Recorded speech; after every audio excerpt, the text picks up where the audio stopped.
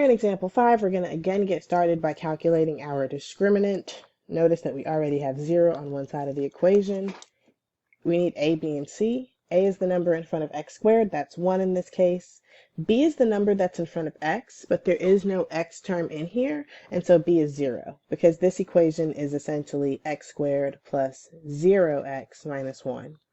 So our b is 0, and our c is -1. That's the number that has no x. So now let's plug all of that into the formula for the discriminant and start evaluating this. We will square 0 and subtract 4 times 1 times c, which is a -1. Careful, these two negatives will come together and give us a positive. So we have 0 plus 4, which is 4. That is a perfect square. And because the discriminant came out to be a perfect square, we know that we can factor this quadratic expression. So I have x squared minus 1 equal to 0. I want to factor the left-hand side of it. I will rewrite it as x squared plus 0x minus 1 equal to 0. This is one of the... Factoring this quadratic here is going to be very similar to how we factored in number 1, because a is equal to 1. So remember back in example 1, we made the point of emphasizing that a was equal to 1. And when a is equal to 1 and you're trying to factor, you can find two numbers that multiply to c and add up to b. So starting to factor this, I know we're going to have an x and an x here because we just have x squared as our first term. And then to fill in these two blanks here, we need numbers that multiply to c. C in our case is -1, and add to b. And b in our case is 0. So the two numbers that multiply to -1 and add up to 0 are a +1 and a -1. Now that we have the left-hand side of the equation factored, we're going to take it a step further and set both of our factors equal to 0 to solve, to get two solutions of x equal to -1 and x is equal to +1. I would like to mention that's not the only way that we could have solved this equation. We will circle back to this method that sometimes is quite simple to use and sometimes is not, because and only because this equation does not have an x term. So there is no x term, b was 0. We could get the x squared on one side of the equation by itself by adding 1 to both sides. And now we can square root both sides.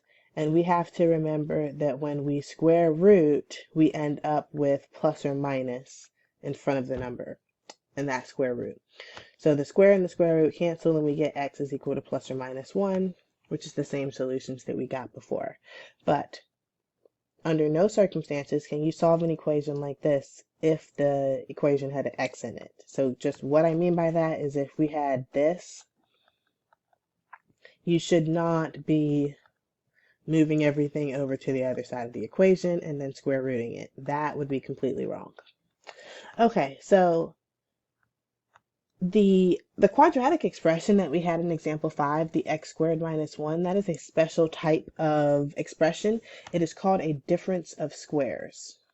It's called a difference of squares is because when I look at x squared minus 1, the difference part comes from the fact that we are subtracting, and the squares comes from the fact that the first term is squared, it is x squared, and the second term is also squared, because 1 is just 1 squared. So you could have thought of this as x squared minus 1 squared.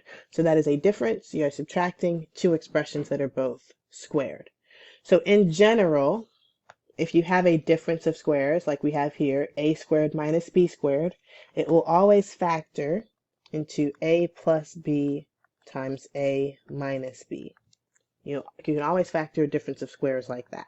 So let's go ahead and jump into example 6. Let's go ahead and move 0, get 0 on one side of the equation by subtracting 25 from both sides. So I get 4x squared minus 25 is equal to 0. I'm going to quickly calculate the discriminant of this. B squared minus 4ac. A in this case is 4, because that's what's in front of x squared. B is what's in front of x, but we don't see an x, so b is 0, and c is what has no x with it, and that is a negative 25 in this case. So you have to look at the coefficients once you have 0 on one side of the equation. So plugging into here, we have 0 squared minus 4 times negative 25. This comes out to be a positive 16 times 25 because we have these two minus signs here, and 16 times 25 is 400, which is a perfect square. If you're not sure how to check whether or not something is a perfect square, just take the square root of it in your calculator, and if you get a whole number, then it was a perfect square. So for example, if I put the square root of 400 in the calculator, I will get 20, and so I know that 400 is a perfect square. So because it is a perfect square, we know we can factor it.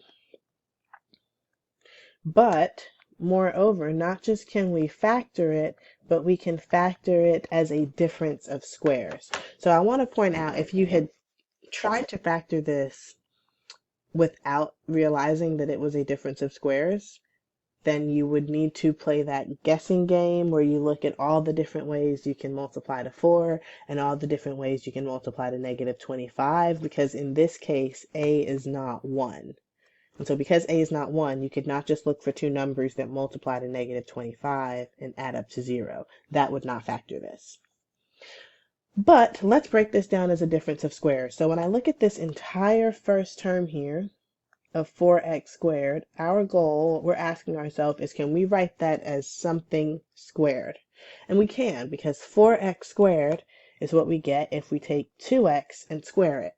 Because if we square the 2, we get 4, and if we square the x, we get x squared. Now let's look at the 25 and ask ourselves, can we write the 25 as something squared? And we can, because 25 is 5 squared. So now we have written this in the form of a difference of squares, and we can see that our a is 2x. I'm talking about in this form here, something squared minus something squared. A is 2x, and the b is 5. So now that we know what a and b are, we can now go fill out this side that will give us the factorization, which is a plus b goes first. I'm going to need some more space. So that's going to be 2x plus 5, and it really doesn't matter which one you write first because multiplication is commutative. And then second, we would have a minus b. So that would be 2x minus 5. And all of this is still set equal to 0. So now that we have our factors, we can go ahead and set each one of our factors equal to 0 to solve. So we'll subtract 5 from both sides in the first equation and then divide by 2 to get that x is equal to negative 5 over 2. And then we'll add 5 to both sides in the second equation and divide by 2 to get that x is equal to a positive 5 over 2.